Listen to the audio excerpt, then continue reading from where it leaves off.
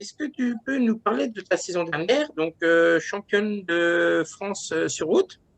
Est-ce que tu t'attendais, est-ce que tu es content de tes résultats malgré une saison très particulière? Oui, franchement, oui, parce que ce championnat de France a été un petit peu le highlight de la saison pour moi et en a découlé une très bonne fin de saison également avec des bons championnats du monde et des bons championnats d'Europe.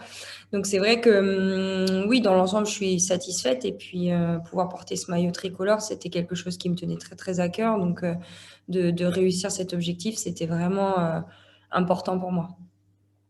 Alors justement, cette saison particulière, comment tu as vécu tout ça, ces confinements, ces déconfinements, tout ça, comment tu as vécu tout ça, toi? Personnellement? J'ai envie de dire que j'ai vécu un petit peu au jour le jour. Je me suis adaptée à la situation.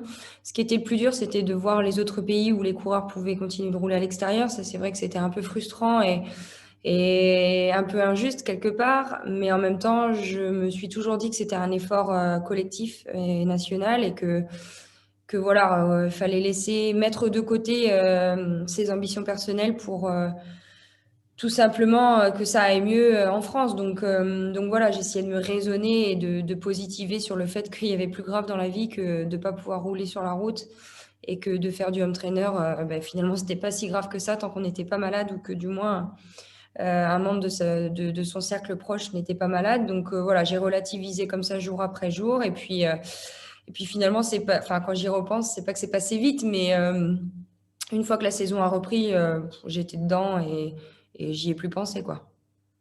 On va parler de la saison qui arrive. Est-ce que tu peux nous parler justement de ta préparation? Tu en es où? Comment elle se passe? Mais c'est vrai que ça a été un petit peu tronqué cette année parce que j'ai fini ma saison très tard, hein, c'était au 15 novembre sur le Madrid Challenge. Donc c'est vrai que derrière, je me suis quand même octroyé 3 semaines sans sport, sans vélo, sans rien, vraiment de coupure pure parce que j'en avais besoin. Psychologiquement, la saison dernière, elle a été très très intense parce que c'était vraiment très condensé. Et ensuite, je me suis remise comme à mon habitude, tranquillement à rouler. C'est vrai qu'avec mon coach, on a réfléchi au meilleur plan pour arriver à mes objectifs 2021. Et donc, du coup, là, voilà, ce stage ici en Espagne va me permettre de remettre en route sur des efforts un petit peu plus précis et intenses pour arriver au début de saison sereine et avec du moins les jambes pour pouvoir suivre et être actrice de la course. Maintenant, gagner tout de suite, je pense pas, mais du moins pouvoir être prête pour l'équipe, pour servir l'équipe. Alors justement, le début de la saison, la première course, tu vas la débuter où la saison? Ce sera sur la Semana Valenciana, donc autour du 16-17 février, donc dans un mois. Et, et les objectifs pour cette saison?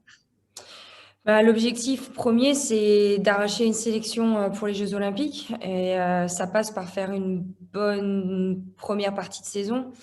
Donc c'est dur d'avoir des objectifs précis parce qu'il va falloir se montrer sur les courses sur les courses en général et avoir de bons résultats. Donc ce sera dans un premier temps arracher cette sélection parce que ça va être compliqué. Il y a beaucoup de prétendantes et voilà, il faudrait être la meilleure française, la meilleure représentante française. Donc ça, il y a pas de question à se poser.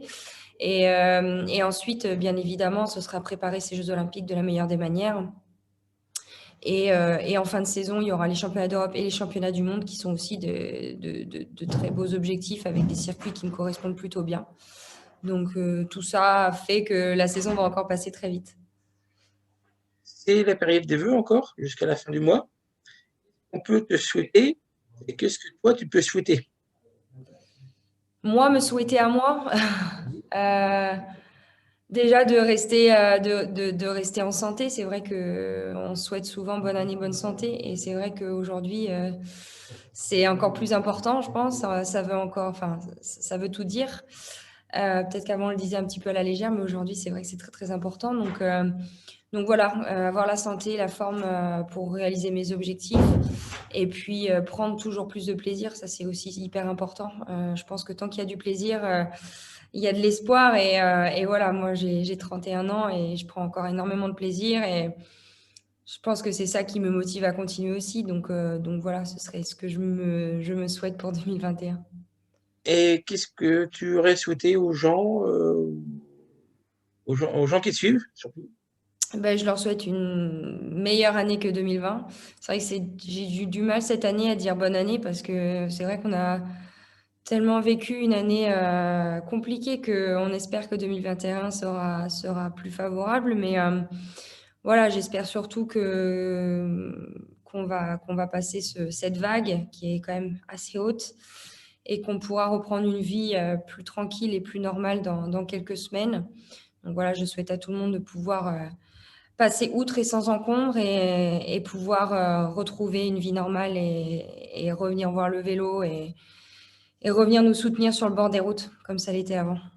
Alors justement, le public qui peut pas venir, ce manque de public, qu'est-ce que ça fait?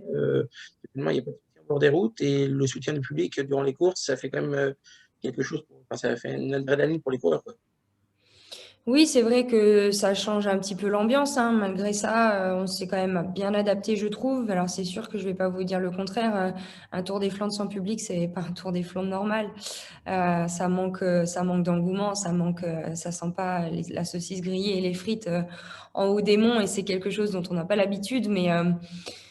Mais voilà, je pense qu'on sait tous que c'était pour le bien de tous et on espère revoir les gens et on s'adapte de toute façon aux situations, même s'il est clair que c'est pas du tout normal.